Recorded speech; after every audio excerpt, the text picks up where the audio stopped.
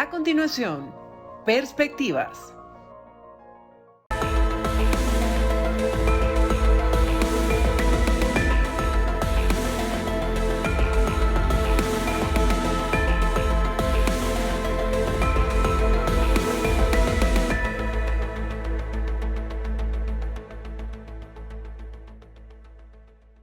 Bienvenidos una vez más a su programa Perspectivas. Les saluda Gaby Peroso. Hoy tenemos el privilegio de conversar con quien fuera director principal para los asuntos del hemisferio occidental del Consejo de Seguridad Nacional, una instancia dependiente 100% de la Casa Blanca y adicionalmente asesor del presidente Barack Obama. Vamos a conversar con Mark Feuerstein, quien actualmente también es asesor principal en el Instituto de Paz de Estados Unidos. Muchísimas gracias por estar aquí.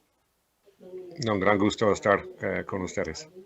Hemos visto cómo le ha venido siguiendo el pulso a todo este tema de la negociación, de una posibilidad de elecciones libres y justas en el país. Quería, en líneas generales, su análisis de esos escenarios electorales y esos escenarios de negociación. ¿Cómo ve la situación actual de Venezuela? Bueno, con respecto al proceso electoral, yo creo que hay básicamente 3 o quizás 4 escenarios. En un escenario, bueno, sería una elección algo libre y justa, o quizás por lo menos una elección creíble, una elección legítima, con la participación de María Corina como candidata de la oposición. Y en ese escenario ganaría María Corina. Y francamente, Maduro, el régimen, tendrían que negociar su salida. Es un escenario, ¿no? Otro escenario es lo que muchos llaman el plan B, es decir, que María Corina sigue inhabilitada, que no puede ser candidata, pero ella y la oposición llegan a un acuerdo y escogen otro candidato. Pero igual, este candidato ganaría. Eso es lo que dicen las encuestas, y igual el régimen tendría que negociar su salida. Hay otro escenario bastante negativo, es decir, en lo cual no hay una elección legítima, que el régimen no permite ningún candidato que realmente representa la oposición y el pueblo venezolano. Y yo creo que quizás hay un cuarto escenario, yo creo que es un escenario que desea el régimen, en lo cual la oposición está dividida, presenta varios candidatos, y en ese escenario Maduro quizás gana con una pluralidad. Yo creo que ese escenario es poco probable, francamente, porque la oposición hasta ahora ha sido bastante sólida. Todos los partidos políticos apoyan a la candidatura de María Corina, y yo creo que si es necesario, yo creo que ellos van a escoger otro candidato para reemplazar a María Corina si llega a ese momento. Ahora bien, ¿podría haber un quinto escenario aún más irreal, esa supuesta posibilidad de que Maduro sí esté dispuesto a ceder el poder y tendría la posibilidad de otorgárselo a otro opositor? Incluso usted lo reseñaba en algunos de los artículos de opinión que hacía, pero al parecer no a María Corina Machado. ¿Eso realmente es una posibilidad para Venezuela? Bueno, yo creo que es necesario crear las condiciones para que él esté dispuesto para ceder el poder si pierde una elección. Y yo creo que el riesgo, francamente, el riesgo es más alto para él si él se queda en una forma ilegítima que si él negocia una salida, si pierde una elección. Es decir, si el régimen trata de robar la elección, si gana una elección en una forma ilegítima, el régimen va a ser aún más aislado a nivel internacional de nuevo, con más sanciones, con menos apoyo dentro de Venezuela, con la amenaza de la Corte Criminal Internacional, con los juicios del Departamento de Justicia, con la recompensa del Departamento de Estado. Yo creo que en esas circunstancias cualquier cosa puede pasar en el futuro, es decir, que no hay garantías de nada para el régimen. Sin embargo, si tratan de negociar su salida, su libertad personal, el futuro del partido, el PSUV, el control sobre las instituciones gubernamentales, yo creo que bajo ese escenario, Maduro y otros podrían vivir en paz. No solo Maduro, sino sus socios también, el alto comando de las Fuerzas Armadas, y el PSUV tendrá posibilidad de competir en elecciones en el futuro. Podrían tener éxito, francamente, como un partido socialdemócrata si están dispuestos para participar dentro del marco democrático. No quiero implicar que eso sería fácil, negociación así, sería bastante complicado, son temas muy difíciles. Estamos hablando de crímenes contra la lesa humanidad, pero en otros países han habido acuerdos que han sido necesarios para promover transiciones democráticas. Vimos eso en el caso de Nicaragua en 90, en Chile en 88, en África del Sur, en Europa del Este. Hay modelos, hay ejemplos que los venezolanos pueden seguir y para desarrollar su propio modelo, ¿no? Para que sirve a todos los actores y a todo el pueblo. En el futuro cercano está esa fecha de abril, esa posibilidad de renovar las licencias por parte de Estados Unidos y seguir permitiendo la explotación y exportación petrolera o nuevamente volver al régimen de sanciones. ¿Cómo ve usted este punto? Incluso usted comentaba que los venezolanos de a pie tenían esa esperanza de una recuperación económica, quizás no total, pero sí parcial para este 2024. ¿Con esa decisión, con o sin sanciones, se impacta directamente al venezolano? Bueno, yo creo que los funcionarios estadounidenses han estado muy claros en privado, pero también públicamente, que si el gobierno de Venezuela no cumple con el acuerdo de Barbados, no van a renovar algunas licencias, y en particular la licencia sobre el gas y el petróleo. Entonces hay 2 meses para que haya más progreso con respecto a Barbados, y si no hay, sí, vamos a ver más sanciones. Y francamente, nadie quiere ver sanciones. El régimen no quiere ver sanciones, los Estados Unidos no quiere sanciones, el pueblo venezolano, sabemos, en base a las encuestas, ellos tampoco quieren sanciones. Pero es importante, yo creo que distinguir entre varios tipos de sanciones, porque hay sanciones contra individuales, ¿no? Contra personas, contra militares, contra personas del gobierno, pero también hay sanciones económicas. Y sí, yo creo que sería muy triste que si es necesario renovar esas sanciones, pero yo creo que va a pasar eso si no vemos progreso con respecto al proceso electoral en los próximos 2 meses. Ahora, hemos visto a varios funcionarios de la administración de Joe Biden asegurar que ellos no quieren reimponer sanciones. Hay otros expertos que aseguran que eso no va a traducirse en un cambio de actitud del régimen. ¿Podrían haber otras sanciones, independientemente de las petroleras, que puedan seguir presionando al régimen de Maduro para que otorgue esas garantías electorales? Usted como experto, ¿hay otras maneras de hacerlo o definitivamente en abril volvemos a lo que ocurría en el 2021, en el 2022 y no hay muchas otras opciones?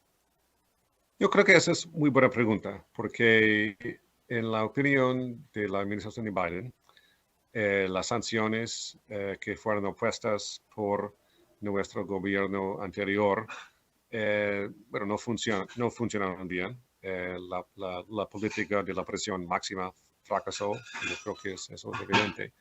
Eso no impulsó ningún cambio positivo dentro de Venezuela, pero la administración ha estado utilizando esas sanciones como leverage para tratar de presionar, para hacer ofertas al régimen, para animar que hagan cosas más positivas con respecto al proceso político y el proceso electoral. Y yo creo que la administración también está pensando en otras sanciones, otras formas de poner presión. Yo creo que en este momento hay mucha presión internacional en contra del gobierno. Hemos visto comunicados de muchos países con respecto a la inhabilitación de María Corina. Igual hemos visto muchas protestas en contra de la detención que Rocío San Miguel, la líder sobre de derechos humanos.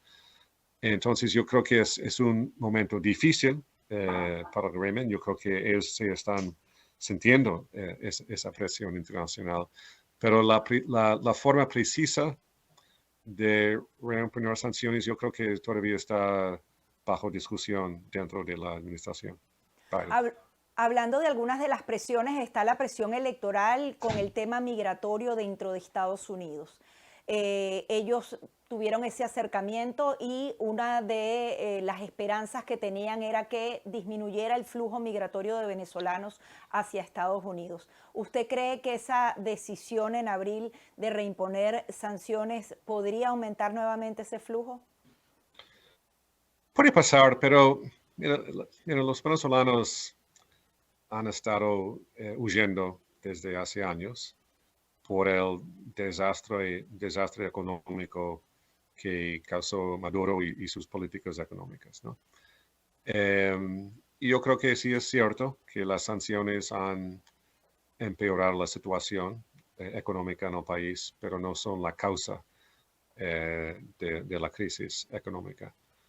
Y lo que yo he visto en varias encuestas, en varios estudios, es que realmente la única forma para que la gente se quede ahí en Venezuela o para que los migrantes que ya están afuera, para que ellos regresen, tiene que ver con el cambio político en Venezuela. Es decir, si hay una transición democrática, si hay una elección democrática, yo creo que sí, la gente va a estar dispuesta para quedarse y los que están afuera, algunos, van a estar dispuestos para regresar.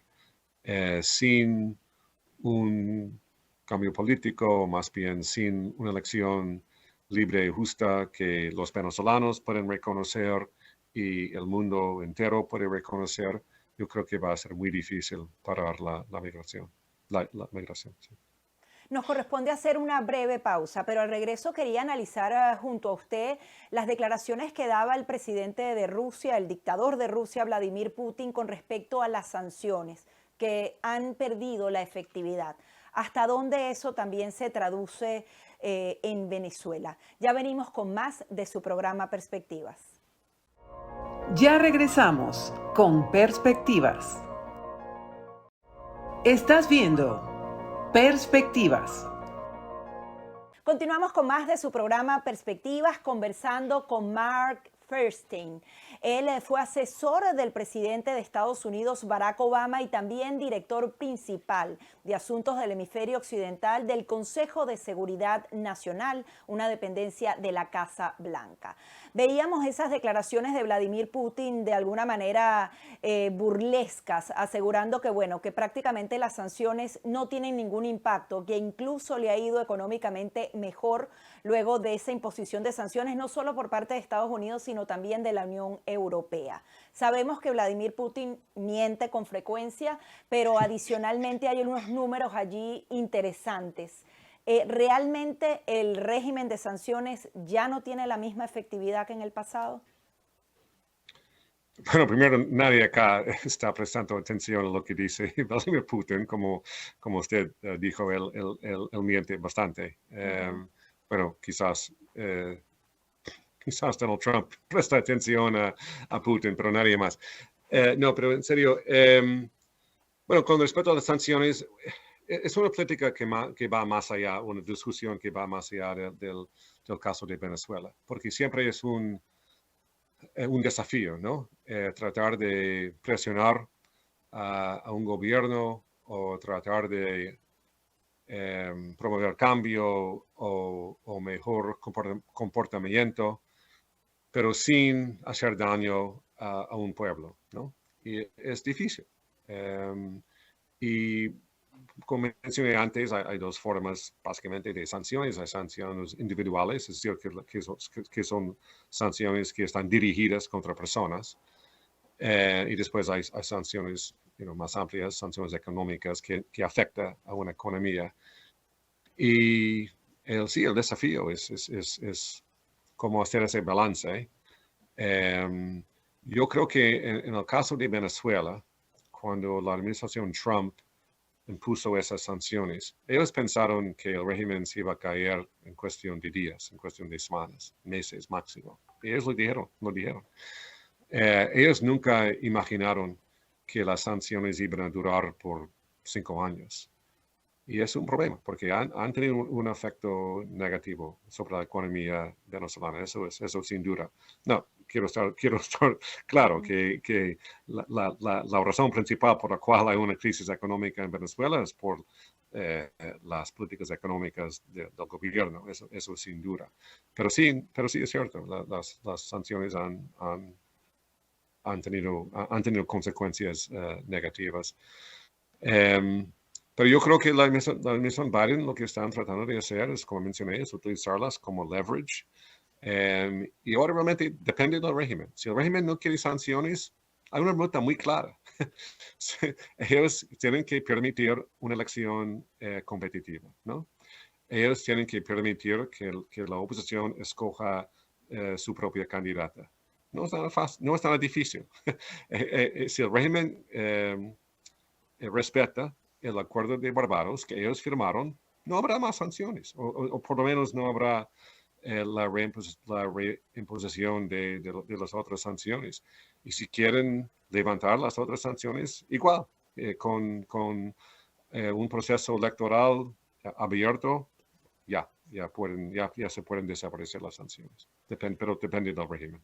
Yo quería también consultar su opinión con respecto a este cambio que se dio esta semana de Juan González. Usted trabajó en esa misma oficina de asuntos del hemisferio occidental en la Casa Blanca, en el Consejo de Seguridad Nacional. Juan González sale de esta posición, al parecer va a ser sustituido por un subsecretario de Defensa adjunto que también conoce el tema de Venezuela, por lo menos hizo visitas a Guyana, que es otro conflicto aparte, pero conoce el tema hemisférico. ¿Cómo ve usted este cambio? Bueno, primero Juan ha hecho un gran trabajo, yo creo.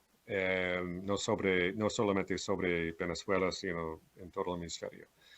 Pero ha sido un esfuerzo de un equipo, no solamente Juan es solamente una persona clave, sin duda, pero Brian Nichols también en el Departamento de Estado ha jugado un papel muy importante en el caso de Venezuela, participando en las negociaciones con el gobierno. Paco Palmierne igual, nuestro encargado en la embajada estadounidense en Bogotá, pero también con responsabilidad sobre Venezuela. John Feiner, quien es el número 2 en el National Security Council, el Consejo de Seguridad Nacional en la Casa Blanca, el jefe de Juan. Él acaba de viajar a Colombia para reunirse con Petro. Él también está muy involucrado. Entonces, ha sido un equipo de personas. Pero Juan ya tiene 3 años en el puesto, es un puesto bastante difícil, yo estuve en ese puesto y 3 años son mucho. Pero ahora viene Dan Erickson, él es amigo mío, ex colega, él y yo trabajamos juntos en la Casa Blanca cuando yo estaba trabajando para el presidente Obama, él estaba trabajando para el entonces vicepresidente Joe Biden. Entonces fuimos colegas y trabajamos también sobre Venezuela juntos en 2015 y 2016. Dan tiene muy buena relación con el presidente, entiende muy bien cómo piensa el presidente Biden sobre la región. Como usted mencionó, ya tiene experiencia sobre Venezuela, tiene y ya tiene su experiencia en el Departamento de Defensa, trabajó antes en el Departamento de Estado, entonces yo creo que él va a hacer un gran trabajo. Pero yo creo que para la estrategia de los Estados Unidos ha sido muy clara. Lo que quieren hacer es promover una elección libre, utilizando el leverage de las sanciones y también haciendo ofertas, ¿no? Y ha tenido algo de éxito. Tenemos que acordarnos que la primaria que hizo la oposición en octubre para escoger su candidata presidencial, que ganó en una forma abrumadora, María Corina Machado. Esa primaria no habría tenido lugar si no fuera por las negociaciones entre los Estados Unidos y el gobierno de Venezuela.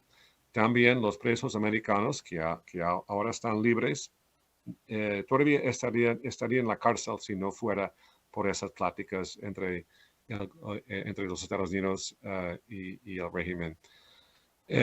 Bueno, ¿qué pasa ahora? Yo creo que más que nada, como mencioné, depende del régimen, pero yo creo que los Estados Unidos van a seguir tratando con el esfuerzo de negociar y vamos a ver lo que pasa entre ahora y abril.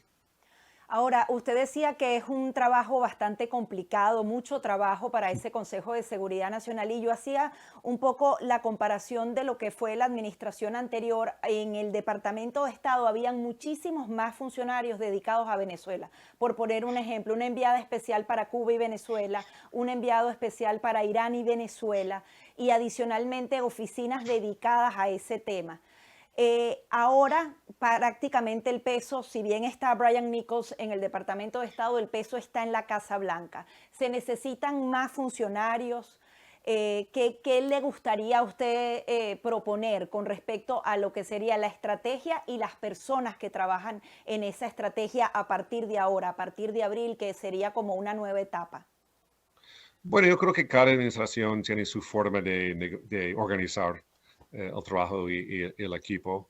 Pero en este caso hay muchísima gente dedicada a Venezuela. Es cierto que no hay un enviado especial, pero está Juan González en el National Security Council. Hay gente que él tiene en su equipo. Hay Brian Nichols en el Departamento de Estado. Brian también tiene un deputy. Después hay una oficina de asuntos andinos con gente muy dedicada al caso de Venezuela. Obviamente, a los niveles más altos, el presidente Biden, la vicepresidenta, Jake Sullivan, John Feiner, el secretario de Estado, todos están involucrados en una forma u otra. Y a pesar de que no tenemos una embajada en Caracas, sí tenemos una oficina en Bogotá con mucha gente profesional dedicada al caso de Venezuela. Entonces, yo creo que hay mucha gente dedicada al caso de Venezuela y son muy buenos profesionales. Y yo creo que ahora con el cambio de Juan a Dan, quizás van a organizar su trabajo de una forma distinta, pero yo creo que la política que ha estado bastante clara va a seguir va a seguir en la misma línea. Ahora, Estados Unidos tiene que apostar todavía aún más a que se logren algunas garantías. Por ejemplo, ¿usted cree que en abril se podría hacer esa flexibilización por lo menos parcialmente? ¿Qué recomendación haría con respecto a las sanciones petroleras y de gas? Bueno, depende de lo que pasa en las próximas, no sé, 8 semanas, 2 meses, 10 semanas. Yo todavía tengo algo de esperanza que el régimen va a respetar lo que firmó en Barbados. Espero que ellos se den cuenta que también es positivo para ellos respetar el acuerdo de Barbados. Que la ruta más peligrosa francamente para el régimen sería la ruta al estilo de Nicaragua, es decir, un crackdown sin un proceso electoral serio. Eso sería un desastre no solamente para el pueblo venezolano, sino también yo creo que para el régimen, porque como mencioné antes, eso va a significar más sanciones, más aislamiento internacional, menos reconocimiento internacional. Y no es nada fácil, pero yo creo que hay que seguir empujando y yo creo que los diplomáticos estadounidenses, colombianos también, no hemos hablado sobre el papel en la región de países como Colombia, Brasil. Yo creo que Colombia podría jugar un papel muy importante ahora, sobre todo con el nombramiento de un nuevo canciller en Colombia, el actual embajador en Washington, Luis Murillo, un diplomático muy hábil con contactos en todo Venezuela. Yo creo que él quizás podría jugar un papel como un interlocutor entre el régimen y la oposición. Pero no podemos olvidar de los actores más importantes. Y para mí, los actores más importantes son los votantes venezolanos. Siempre hablamos sobre la Casa Blanca y los diplomáticos y Lula y Petro, no sé qué, y Maduro. Y obviamente son actores muy, muy importantes. Pero el electorado de Venezuela, los votantes venezolanos, están comprometidos con el proceso electoral y lo ven como la mejor ruta para promover el cambio. Quieren votar. Vimos eso en la primaria, 2.5 millones de personas salieron a votar en esa primaria. Quieren votar este año, no quieren un boicot. Sabemos en base a las encuestas que apoyan a María Corina, que rechazan a Nicolás Maduro. Pero yo tenía la oportunidad para viajar a Venezuela hace unos meses y lo que vi allí y lo que he visto en base a las encuestas es ese entusiasmo que existe por el proceso electoral. Y a pesar de los obstáculos, a pesar de las dificultades, la gente lo ve como una oportunidad. Y yo creo que la comunidad internacional tiene que responder a ese deseo por parte del pueblo venezolano y apoyar en cualquier forma que podemos ese proceso electoral.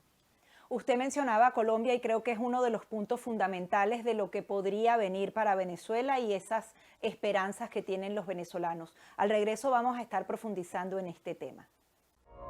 Ya regresamos con Perspectivas.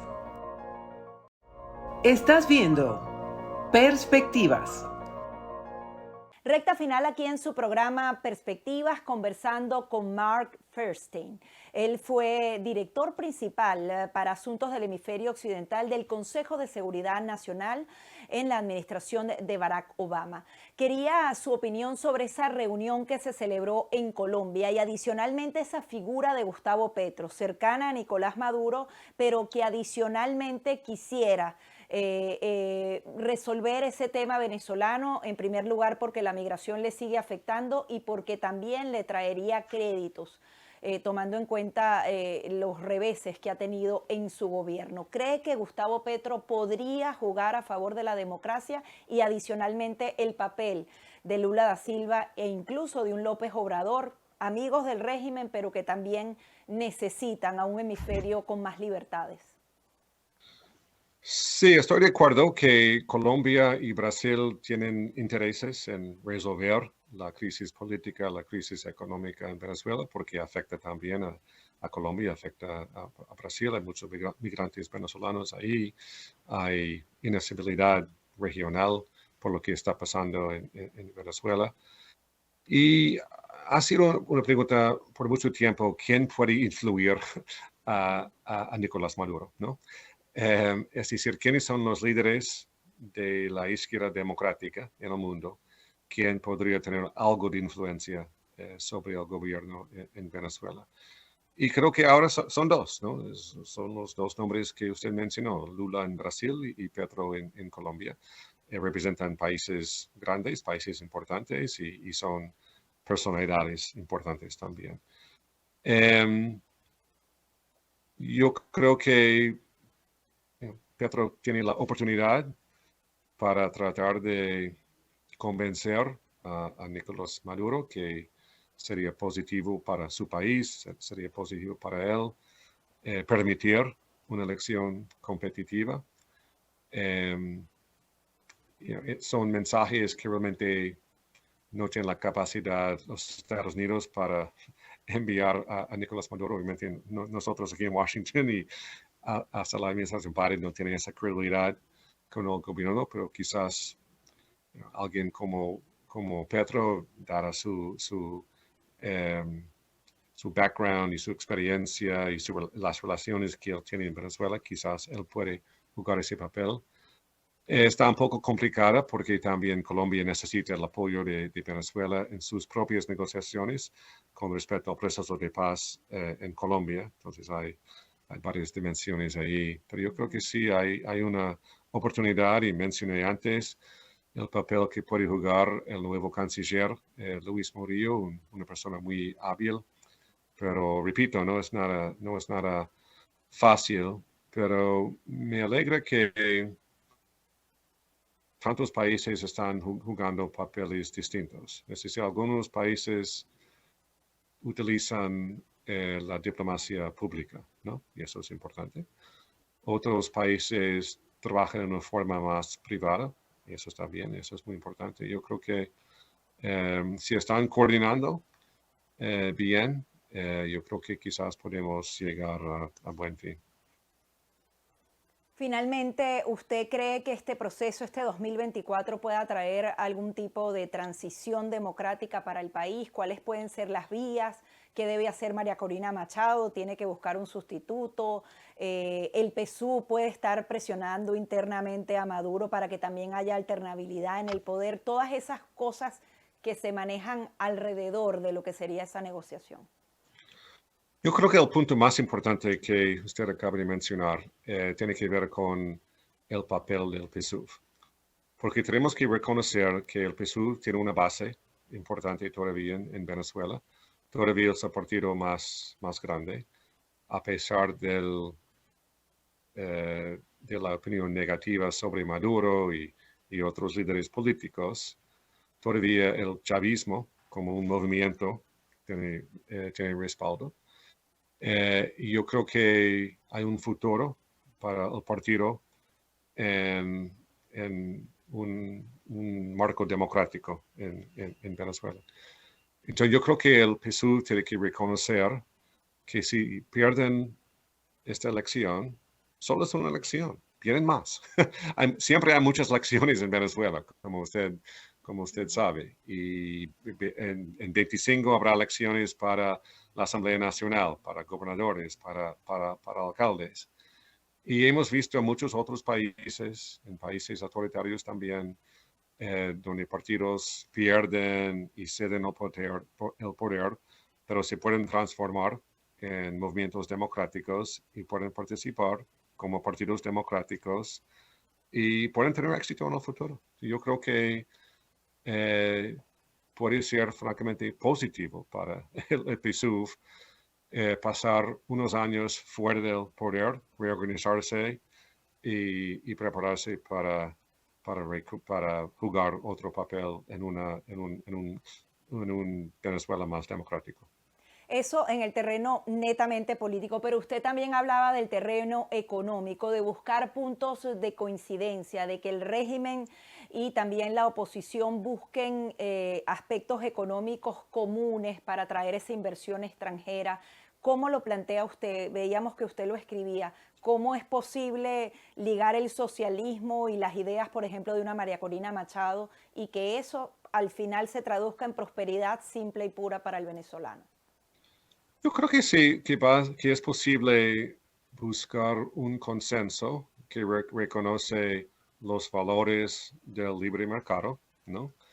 Para promover el crecimiento económico, para promover la inversión doméstica y extranjera, pero también al mismo tiempo reconociendo que se necesita servicios públicos, se necesita apoyo para los más necesitados. Y yo creo que eso podría ser consistente con la ideología de la oposición, pero también con la ideología del régimen. Yo creo que todos pueden reconocer que algo no está funcionando obviamente en Venezuela ahora. La economía no está tan mal como hace unos años, pero sigue con muchos problemas, con una tasa de inflación muy alta, con mucho desempleo. Y yo creo que el mundo entero va a estar dispuestos para apoyar una reconstrucción económica. El Banco Interamericano, por ejemplo, los Estados Unidos, otros países también van a estar dispuestos. Yo creo que hay un sector privado en Venezuela que es muy activo, que quieren otro ambiente donde ellos pueden invertir. Y yo hablo también con muchas compañías extranjeras que quieren invertir en Venezuela, pero no pueden ahora por varias razones, en algunos casos por sanciones, en otros casos porque no ven el ambiente apropiado. Pero yo creo que con unas reformas económicas, yo creo que hay un gran futuro para Venezuela. Gracias por esta oportunidad y por compartir todos esos conocimientos. Usted conoce muy bien cómo se maneja este tema hemisférico a través de Estados Unidos. Ha sido un gran gusto. Gracias a usted. Son las declaraciones de Mark Feuerstein. Él fue asesor del presidente Barack Obama, también estuvo como director principal para el hemisferio occidental en el Consejo de Seguridad Nacional y actualmente es uno de los asesores principales del Instituto de Paz de Estados Unidos. Hasta aquí nuestro programa Perspectivas.